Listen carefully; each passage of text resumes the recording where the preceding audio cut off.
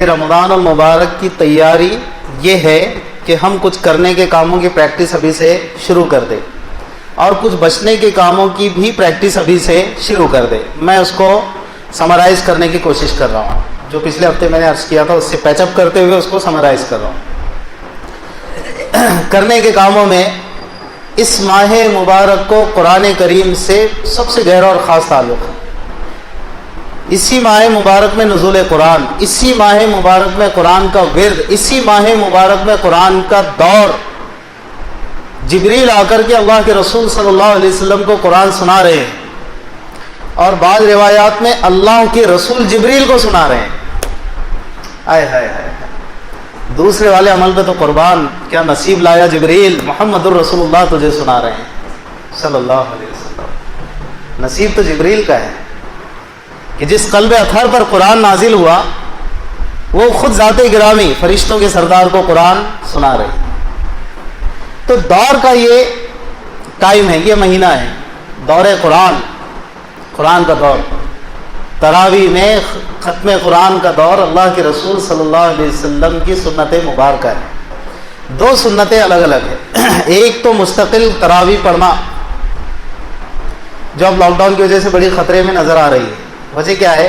اجتماعی میں چلانا پڑتا بار بار، ارے بھائی، ارے پڑھو رہے، تراویح چھوڑ دے رہے. بھائی ہمارے بہت سارے نوجوان اہتمام نہیں کر رہے ہیں، ان سے درخواست ہے کہ تراویح کا اہتمام کریں. امام صاحب کہنا ہے، آپ ڈر گئے شاید نا. امام صاحب کو ایسے اعلان کرنا پڑتا نا دعا سے پہلے، بھائی نوجوانوں سے درخواست ہے ذرا تراویح کا اہتمام کریں. چلانا پڑتا ہے تراویح پڑھو. مستقل سنت ہے. رکعتوں کے جھگڑے میں بہت سالوں سے نہیں پڑھ رہا ہوں. 20 جس کے پاس ہے محقق مسلم، ہم بھی 20 والے، پورے اہتمام سے 20 پڑھیں. اس میں اختلاف ہے، بعض لوگ 20 نہیں بھولتے ہیں، اس سے کم ان کے اپنے دلائل کے ساتھ، لیکن پڑھے تو صحیح نا. ٹھیک ہے نا؟ جھگڑا مت کیجئے. رمضان ملنے کا دور ہے، ملنے کا مہینہ ہے. مسلمانوں نے سب سے زیادہ جھگڑے کا مہینہ اس کو بنایا.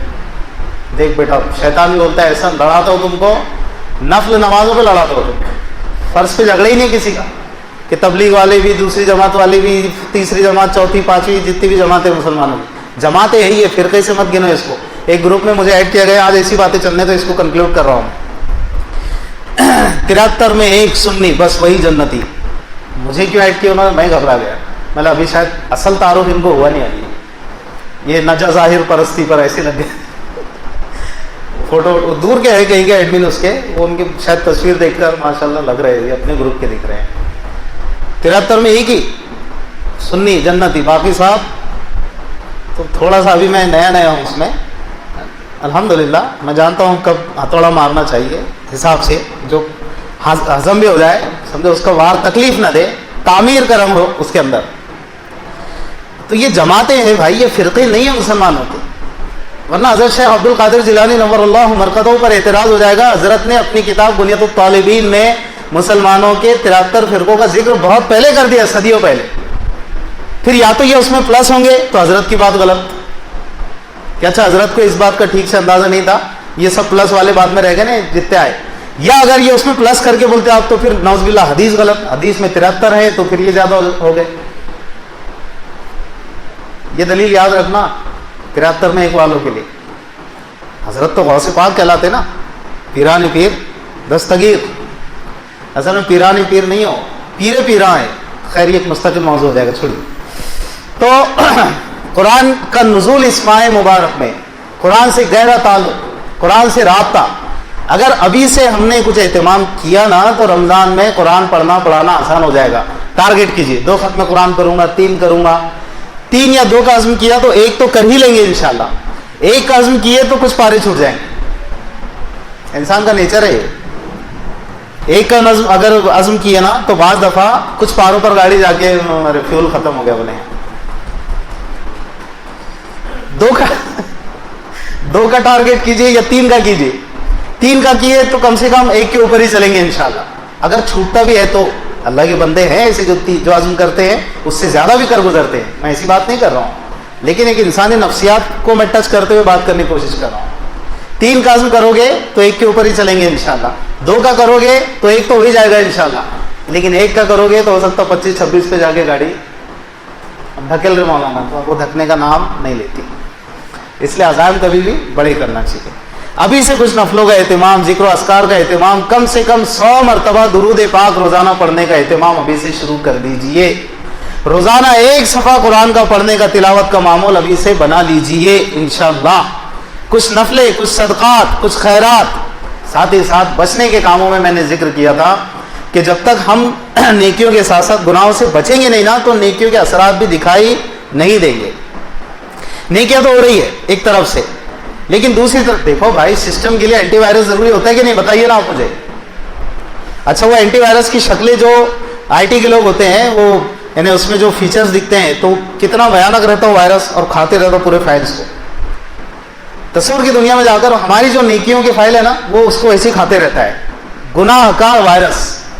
جب تک ہم گناہ سے بچیں گے نہیں تو ہماری نیکیوں کی فائل بھی کرپٹ ہوتی جائے گی اور وائرس اس کو کھاتا رہے گا اور پتہ بھی نہیں چلے گا. گناہ کیا ہے؟ غیبت نہیں کرنا ہے. 2 لوگ کھڑے ہوئے ہیں، دونوں نے طے کر لینا، تیسرے کا نام ہی نہیں لینا اپنے کو. ذکر آتا بھی ہے لازماً کسی وجہ سے کرنا ہی پڑتا ہے، بھائی سماج ہے یہ، تیسرے کا ذکر تو آئے گا. تو اتنے محتاط طریقے پر کہ کہیں اس کی غیبت نہ ہو بس. ورنہ ہو یہ رہا ہمارے سوسائٹی میں 2 لوگ کھڑے رہتے ہیں تو تیسرے کی اتنی فضیلتیں بیان ہوتی ہے ماشاءاللہ کہ روئے زمین پر اس وقت ان سے بہتر کوئی دوسرا نہیں ہے. بہت فضیلت فل ایک دم.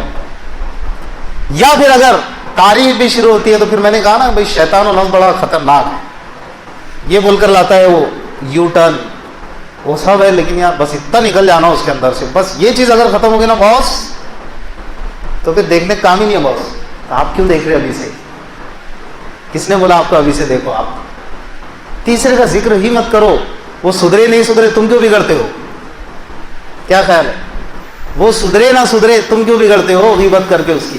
تو غیبت، چغلی، نظروں کا گناہ، زبان کا گناہ، کانوں کا گناہ، گانے سننا، فلمیں دیکھنا، سب ایک ساتھ آ گیا اس میں. جھوٹ بولنا، برائی کرنا، گالی دینا، برے لفظوں میں کسی کو ایڈریس کرنا، کسی کو چڑھانا، یہ سب زبان کے گناہ، آنکھوں کے گناہ، کانوں کے گناہ. یہ سارے کے سارے گناہوں سے بھی سچی توبہ اور احتیاط انشاءاللہ تعالی. ابھی سے مشق کرو گے اور ابھی سے کچھ نہ کچھ عزائم کریں گے ہم سب تو انشاءاللہ کام آسان ہو جائے گا. تو تلاوت کا خوب سے خوب کر ابھی سے اہتمام ڈالیں. سال بھر کا کام ہے، یہ مطلب نہیں ہے کہ بس رمضان میں پڑھیں گے بعد میں چھٹی. غیبت سے رمضان میں بچیں گے بعد میں چھٹی کہ بیٹا خالی رمضان ہوں دے، پھر تے وہ دیکھتا میں شوال لگن دے تو خالی پھر دیکھتا ہوں. نہیں، یہ مہینہ اللہ اسی لیے دیتے ہیں کہ یہ جو 11 مہینے تم نے کمزوری میں گزارے نا، نافرمانی میں، گناہوں میں، اور گناہوں کی علائش جو تم کو لگ گئی ہے، میں چاہتا ہوں تم صاف ہو جاؤ. اللہ فرماتے ہوئے اس طرح سے کہ مہینہ اسی لیے ہم تم کو دے رہے کہ تم صاف ہو جاؤ، ہمارے ولی بن جاؤ، ہمارے اولیاء میں اپنا نام لکھا دو. اب ولی بننے کے لیے ہوا میں نہیں اڑنا پڑتا، ولی بننے کے لیے ہوا میں نہیں اڑنا پڑتا. یہ بڑا عجیب چل رہا ہے. وہ ہوا میں اڑنا الگ ایک مانگ رہا ہے، بہت ہوا میں اڑ رہے، تو دونوں اعتبار سے فٹ ہوتا ہے. ولی بننے کے لیے ہوا میں نہیں اڑنا پڑتا ہے. گناہوں سے اپنے آپ کو بچا لو، اللہ سے لو لگا لو، انشاءاللہ خدا کی قسم کھا کر کہہ رہا ہوں ولی بن جاؤ. جب بن جاؤ گے تو مجھے بتا دینا کہ مولانا میں ولی بن گیا، آپ کا نام لکھانے کا کیا؟ تو میں آپ سے کہوں گا جی ہاں میرا بھی لکھا لیجیے. یہ بھی نہیں معلوم پڑتا، اس لیے بولا میں نے جیسے ولی تو آج میں ولی ہو گیا ہوں، ایسا نہیں رہتا ہے. بس اللہ کے پیارے اس کو بھاجائے، اللہ وہاں فرشتوں میں ذکر کرتا ہے، دیکھو نا میرا بندہ ماشاءاللہ دیکھو مجھے کیسے یاد کرتا ہے، ہو گیا ولی. تو قرآن سے اس ماہ مبارک کو ایک خاص تعلق ہے. ہم سب کو قرآن کا عزم کرنا ہے، تلاوت کا بھی، تفہیم کا بھی، پڑھنے پڑھانے کا بھی، سمجھنے کا بھی، سمجھانے کا بھی، معارف کا بھی، اس کے مطالب کا بھی، اس کے مسائل کا بھی. جتنا مذاکرہ ہوگا ہم زیادہ سے زیادہ کوشش کریں.